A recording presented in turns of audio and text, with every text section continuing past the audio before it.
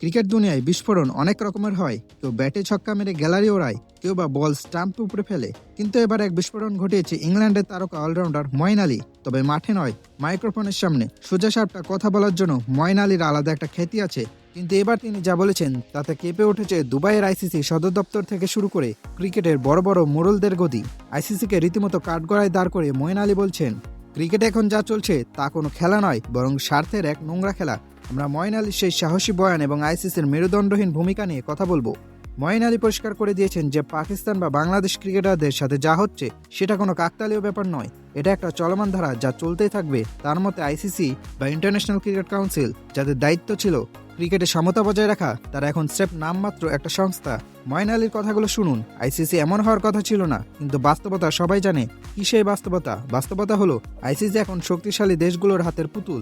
যখন কোনো ছোট দেশের ক্রিকেটার অবিচারের শিকার হয়, তখন আইসিসির নিয়মকানুন যেন ফাইলবন্দি হয়ে আলমারিতে ঢুকে যায়। মঈন আলীর এই আক্ষেপ আসলে কোটি কোটি সাধারণ ক্রিকেট ভক্তের মনের কথা, যা তিনি সাহস করে ক্যামেরার সামনে বলে দিয়েছেন। মঈন আলী সমালোচনার তীর কিন্তু শুধু আইসিসির দিকে নয়, বরং অস্ট্রেলিয়া এবং ইংল্যান্ডের মতো বড় দেশগুলোর দিকেও। তিনি সাফ বলে দিয়েছেন, বড় দেশগুলো এসব নিয়ে কোনোদিন মুখ খুলবে না। কেন খুলবে? কারণ যতক্ষণ তাদের পকেট ভরছে, যতক্ষণ তাদের ক্যালেন্ডার ঠাসা ম্যাচ ভরে আছে, ততক্ষণ অন্য কারোর জন্য কান্নাকাটি করার সময় নেই তাদের। মঈন আলী বলেছেন, ক্রিকেটে এখন আমি ভালো তো জগৎ ভালো নীতি চলছে। অস্ট্রেলিয়া বা ইংল্যান্ডের মতো দেশগুলো নিজেদের স্বার্থের জন্য সবকিছু করতে পারে, কিন্তু যখনই পাকিস্তান বা বাংলাদেশের কোনো সমস্যা সামনে আসে, তখন তারা কানে তুলা আর চোখে চশমা লাগিয়ে বসে থাকে।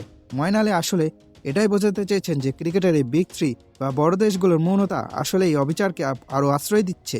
মঈন আলীর মতে ক্রিকেটে এখন বড় একটা পরিবর্তন দরকার, না হলে এই খেলাটা কয়েকটা নির্দিষ্ট দেশের মধ্যে সীমাবদ্ধ হয়ে যাবে। ভাবুন তো, মঈন আলীর মতো একজন ব্রিটিশ ক্রিকেটার যখন বলেন যে আইসিসির ওপর আস্থা রাখা কঠিন, তখন সাধারণ মানুষের অবস্থা কি হতে পারে?